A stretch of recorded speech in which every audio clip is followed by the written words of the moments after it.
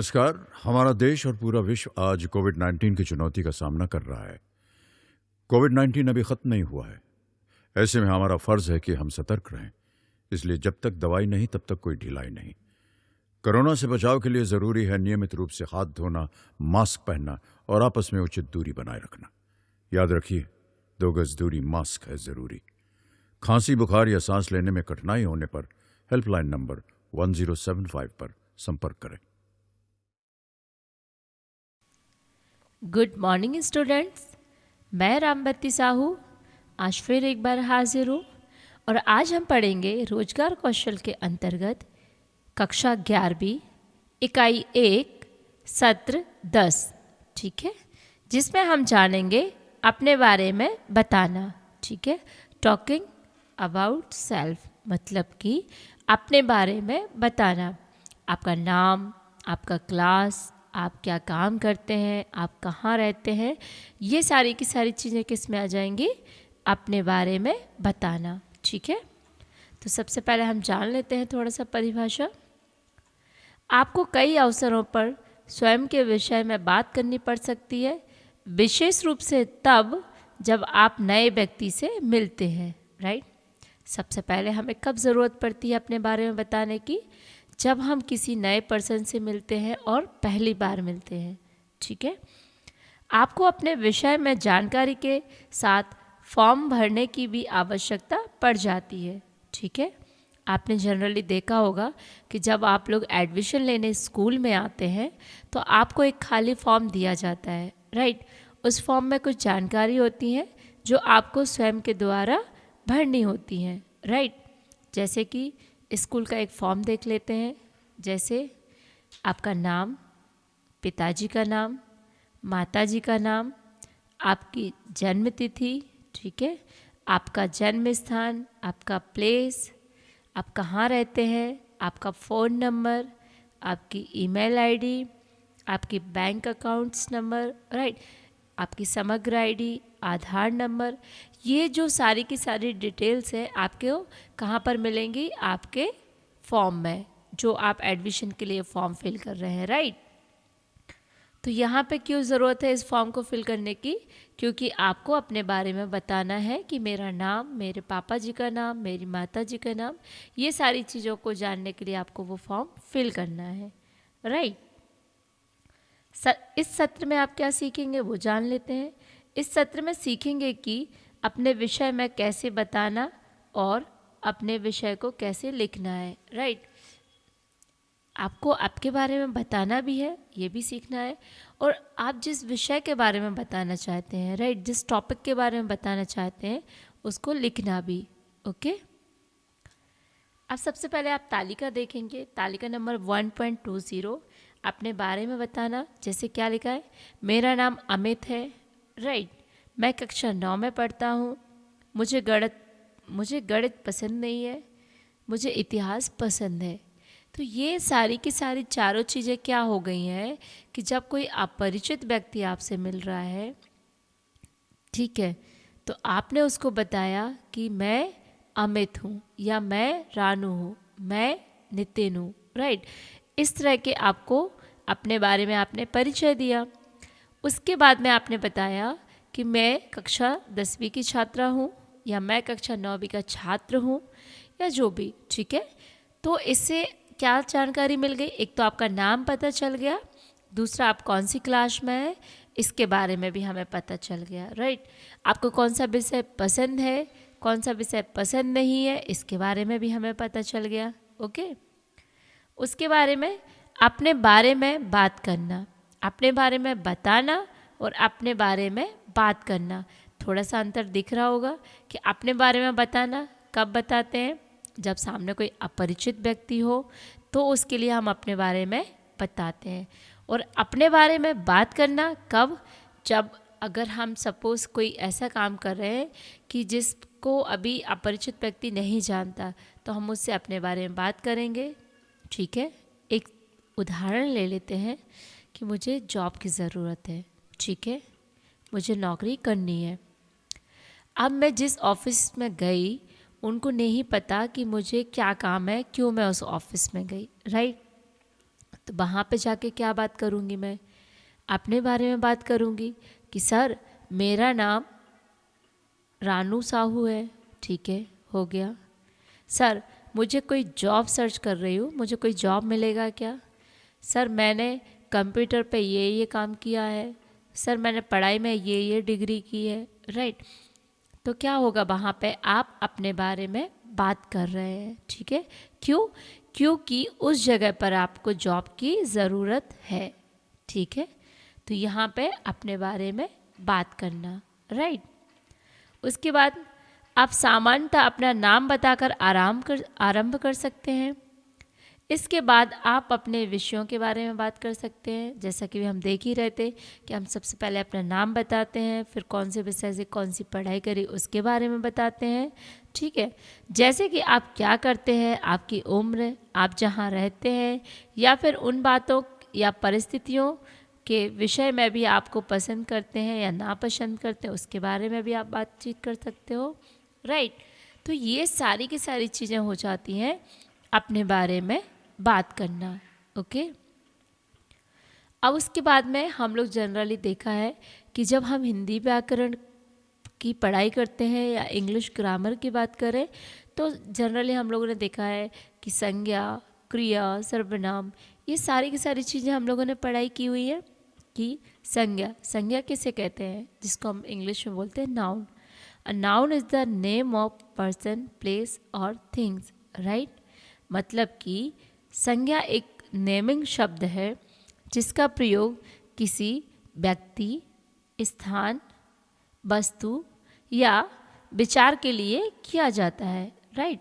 संज्ञा के कुछ उदाहरण जैसे Ali, Delhi, football, music, train, Indore, Madhya Pradesh, Sanu, okay. ये सारी की सारी चीज़ें क्या हो गई, संज्ञा, राइट।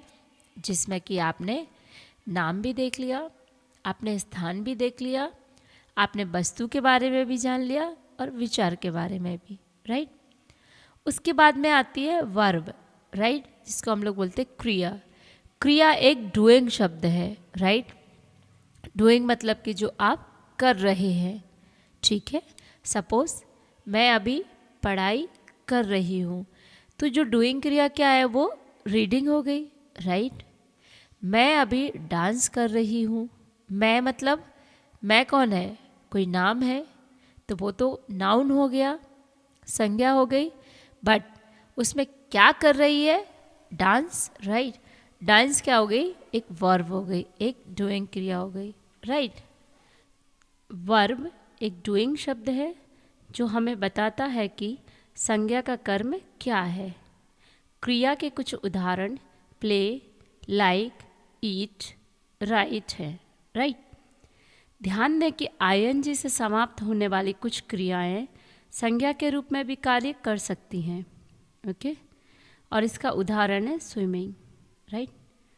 हम पसंद और नापसंद के विषय में बात करने के लिए संज्ञा और आईएनजी से समाप्त होने वाली क्रियाओं का भी उपयोग कर सकते हैं, जैसे साइकिलिंग और स्विमिंग, राइट।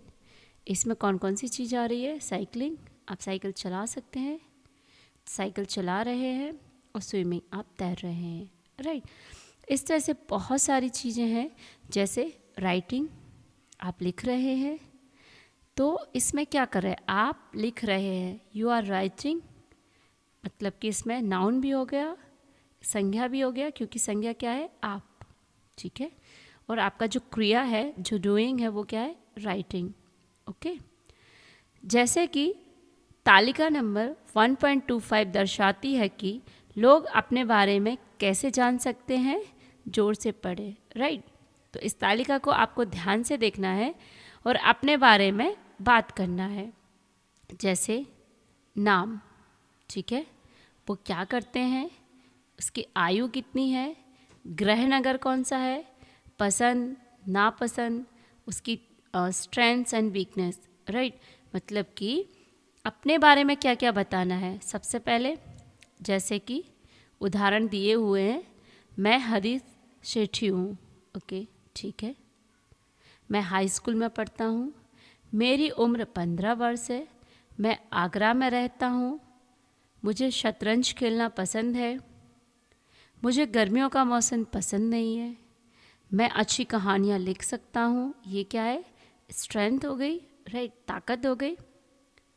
मैं कार्यों को अधूरा छोड़ दे, ठीक है, मतलब कि ये क्या हो गया आपका? वीकनेस हो गई।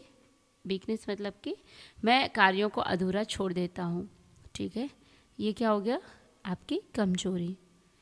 इसी तरह से एक और नाम है कि मेरा नाम अनु है। एक और है, मेरा नाम लूसी पीटर है। मेरा नाम अली है। तो इस सभी तालिका में क्या क्या बताया जा रहा है कि उनका नाम, वो क्या करते हैं, ठीक है। जैसे कि मैं रामवती साहू, मैं एक टीचर हूँ। मेरी उम्र 30 ईयर है, ठीक है। मैं इंदौर में रहती हूँ। मुझे तैरना पसंद है, या मुझे लिखना पसंद है, या मुझे कुकिंग पसंद है, ठीक है। मुझे लाइक अंधेरा पसंद नहीं है, अंधेरे में रहना पसंद नहीं है, ठीक है। मुझे टू व्हीलर ड्राइव करना पसंद नहीं है, ठीक है। उसके बाद स्ट्रेंथ, मैं एक अच्छा सार्वजनिक वक्ता हूँ, मतलब कि मैं पब्लिक स्पीकिंग बहुत अच्छे से करता हूँ। अगर कोई पब्लिक प्लेस पे कोई स्पीच देना हो, कोई नुक्कड़ नाटक करवाना हो, या किसी भी तरह का कोई संदेश देना हो, तो वो मैं बहुत अच्छे तरीके से करती हूँ, राइट। और कमजोरी क्या है कि मुझे आसानी से गुस्सा आ जाता है, ठीक है।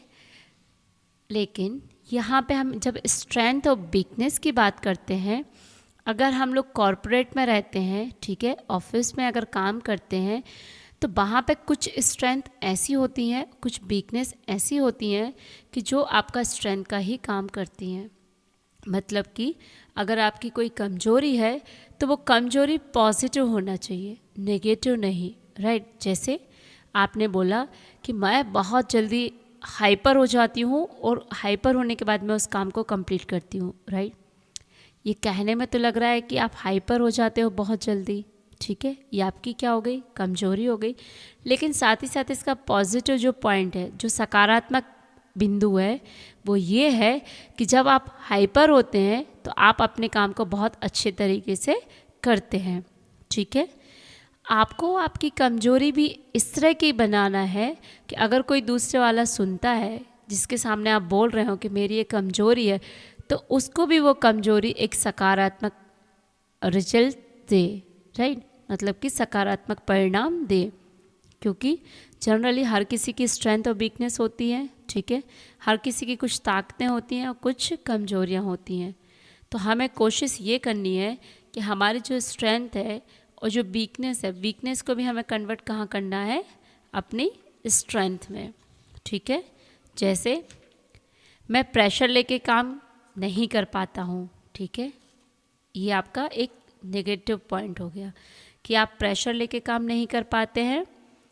साथ ही साथ अगर आपने एक और पॉइंट बोला कि जब मैं प्रेशर लेता हूँ तो मैं काम बहुत जल्दी कर देता हूँ, ठीक है। जब आपके ऊपर काम का प्रेशर आएगा, आपके एग्ज़ाम्स आ रही, राइट, आपने 2 महीने तक कुछ भी स्टडी नहीं की, लेकिन जब लास्ट 1 महीना बचा या 20 दिन बचे, उसमें आपने इतना ज़्यादा प्रेशर लेके काम किया कि आपने उस एग्ज़ाम को बहुत अच्छे से पास आउट किया, ठीक है। लेकिन यहाँ पे जो वीकनेस की बात आ रही, वो आपने उसको सकारात्मक लिया। तो कोशिश आपको यही करनी है कि जो भी आपकी वीकनेस है उसको सकारात्मक लें, ठीक है। उसके बाद में फॉर्म भरना, अब एक पार्ट आता है फॉर्म भरना, ठीक है। विभिन्न प्रकार के फॉर्म होते हैं। कई बार बात करते समय करने की बजाय आपको अपने विषय में एक फॉर्म लिखना पड़ता है। फॉर्म टाइप किया जाता है, मुद्रित पृष्ठ होता है जिसमें जानकारी के लिए रिक्त स्थान होते हैं, ठीक है। एक साधारण सा उदाहरण लेते हैं। आपको रेल का रिजर्वेशन करवाना है, ठीक है। अब आपको क्या क्या ज़रूरी है ये आप लोगों को लिखना है अपनी नोटबुक में। सबसे पहले जब आप रेलवे में फॉर्म भर रहे हैं, ठीक है, क्योंकि आपको रिजर्वेशन करवाना है, तो रिजर्वेशन का फॉर्म भरते समय सबसे पहले आप क्या करेंगे? अपना नाम लिखेंगे, ठीक है। अपना जन्म तारीख डालेंगे, अपना उसमें पता लिखेंगे, ठीक है। फ्रॉम टू से करेंगे कि भाई कहाँ से कहाँ तक जाना है आपको। सपोज़ आपको इंदौर से भोपाल जाना है या भोपाल से इंदौर आना है, वो चीज़ उसमें मेंशन करेंगे, ठीक है। ये सारे के सारे ब्लैंक दिए होते हैं, खाली स्थान दिए होते हैं जहाँ पे आपको आपकी सुविधा के अनुसार भरने पड़ते हैं। जहाँ लिखा कहाँ से, फिर खाली स्थान कहाँ तक, आपने लिखा भोपाल से इंदौर या लिखा इंदौर से भोपाल, ठीक है। तो ये चीज़ें आपको देखना है। उसके बाद में अगर आप जब रेलवे में रिजर्वेशन की बात करें तो आपको दिया जाता है आपको कौन सी सीट चाहिए, आपको विंडो सीट चाहिए, आपको अपर सीट चाहिए, मिडिल सीट चाहिए, लोअर बर्थ चाहिए, कौन सा बर्थ चाहिए, ठीक है। ये भी पूछा जाएगा, तो उस कंडीशन को भी आपको फिल करना है कि भाई आपको कौन सी सीट पसंद है, ठीक है। उसके बाद एक और चीज़ पूछी जाती है आपसे कि कहीं आप कोई क्रिटिकल कंडीशन में ट्रैवलिंग तो नहीं कर रहे, भाई कोई बीमारी तो नहीं है, किसी इलाज के लिए तो नहीं जा रहे हैं, ठीक है। आप माइनर तो नहीं है, मतलब कि आप लाइक छोटे बच्चे तो नहीं हैं, 18 साल से ज़्यादा के हैं, या आप सीनियर सिटीजन हैं, क्या हैं, ठीक है। उसके बाद पर्पस भी आ जाता है कि किस पर्पस से आप ट्रैवलिंग कर रहे हैं, ठीक है। क्योंकि हो सकता है कई बार रिजर्वेशन नहीं मिलता है, लेकिन अगर किसी ने डाला कि कुछ क्रिटिकल कंडीशन है, कुछ हेल्थ इश्यूज़ हैं जिसमें आपको मेडिकल के लिए आपको बाहर जाना है, तो उस जगह आपको जो रिजर्वेशन है वो इजीली मिल जाता है, या कुछ कोटा दिया जाता है कि ये सिर्फ मेडिकल वालों के लिए है, कि जिसका कोई मेडिकल इश्यूज़ है उसके लिए अलॉट किए जाते हैं, राइट। अगर आप स्टूडेंट्स हैं, कोई स्टूडेंट का बैच अगर कहीं जा रहा है, लाइक स्पोर्ट्स में जा रहा है, कहीं टूर्नामेंट स्टार्ट हो रहे हैं, तो उनके लिए भी एक अलग प्रायोरिटीज़ दी जाती है, ठीक है। तो इस तरह का हो गया फॉर्म भरना। प्रत्येक फॉर्म भिन्न होता है, अतः इसे भरने से पहले आपको ठीक से पढ़ना चाहिए, ठीक है। जैसे कि भी हम बात कर रहे थे रेलवे की, रेलवे में इतनी सारी जानकारी मांगी गई जब आपने रिजर्वेशन करवाया, ठीक है। सेम अगर आप बस का टिकट बुक करने जाएंगे तो उसमें शायद हो सकता है इतनी चीज़ें नहीं मांगी जाए, हो सकता है इससे कम या ज़्यादा भी हो सकती हैं, ठीक है। अगर आप एक राशन की दुकान पर हैं, ठीक है, वहाँ पे आपको क्या क्या चीज़ों की ज़रूरत है वहाँ पे भी फॉर्म भरना है, लेकिन हो सकता है वहाँ पे सिर्फ आपको नाम, मोबाइल नंबर, पता लिखना हो और वो सारी चीज़ों की लिस्ट जो आपको चाहिए है, ठीक। सही वर्तनी का ध्यान रखते हुए साफ अक्षरों में फॉर्म भरना, ठीक है। आपको क्या करना है, जब भी कोई फॉर्म भर रहे हैं तो आपको विशेष रूप से ध्यान रखना है कि जो फॉर्म भरा जा रहा है वो सही और साफ अक्षरों में होना चाहिए। ऐसा नहीं होगा कि आपने एक बार लिखा उसके ऊपर काट दिया, फिर दूसरा लिखा उसको भी कट कर दिया, एंड तीसरा लिखा उस पर इंक जो है स्प्रेड हो गई, ठीक है। तो इन चीज़ों का भी आपको विशेष रूप से ध्यान रखना है। किसी फॉर्म में व्यक्तिगत जानकारी के लिए सामान्यतः 1.22 में दर्शाए गए अनुसार निम्न फील्ड होते हैं, ठीक है। अब ये किस चीज़ की बात कर रहे हैं कि जो फॉर्म भरने के लिए एक पूरा तालिका दी हुई है कि आपको क्या क्या हो सकता है, लाइक नाम, यहाँ पे क्या करना है, आपको आपका नाम दर्ज करना है, ठीक है। कभी कभी आपको पहला और मध्य और उपनाम लिखना पड़ सकता है, फर्स्ट नेम, मिडिल नेम और लास्ट नेम, ठीक है। जब आपने देखा होगा कई बार आप इंग्लिश का कोई फॉर्म भर रहे हो तो उसमें लिखा हुआ था कि यहाँ पे फर्स्ट नेम कैपिटल में फिल करें, यहाँ पे मिडिल नेम और यहाँ पे लास्ट नेम, ठीक है। तो आपको कंफ्यूज नहीं होना है। फर्स्ट नेम मतलब कि आपका नाम, मिडिल नेम अगर कोई है तो, ठीक है।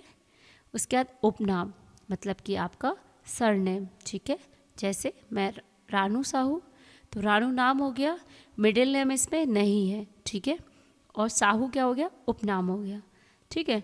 अब जन्म तारीख, यह आपके पैदा होने की तारीख है। इसे आमतौर पर अंकों में दिन, माह, वर्ष के रूप में लिखा जाता है, राइट। मतलब कि किसी भी तरह की जन्म दिनांक होगी तो उसको इन तीनों फॉर्मेट में लिखते हैं, दिन, महीना और वर्ष, ठीक है। उसके बाद पता जनरली हम लोग वही लिखते हैं, यह डाक का पता है जिसमें आपके घर का नंबर, सड़क, क्षेत्र या शहर का विवरण शामिल होता है, ठीक है। आपको आपके घर का नंबर लिखना चाहिए, कौन से स्ट्रीट में रहते हैं, ठीक है, कौन से एरिया में रहते हैं। अगर आपके एरिया के पास कोई लैंडमार्क है, राइट, लैंडमार्क से मतलब कि कोई ऐसी जगह है जिसको सभी लोग जानते हैं, तो उसके बारे में लिखना, ठीक है। तो ये हो गया पता। और हमेशा पता जो होता है, पोस्टल एड्रेस जो होता है, वो हम लोगों को करंट ही लिखना रहता है, मतलब कि वर्तमान समय में आप कहाँ पर रह रहे हो, तो कोशिश हम लोग यही करते हैं कि उसी एड्रेस को लिखें, ठीक है।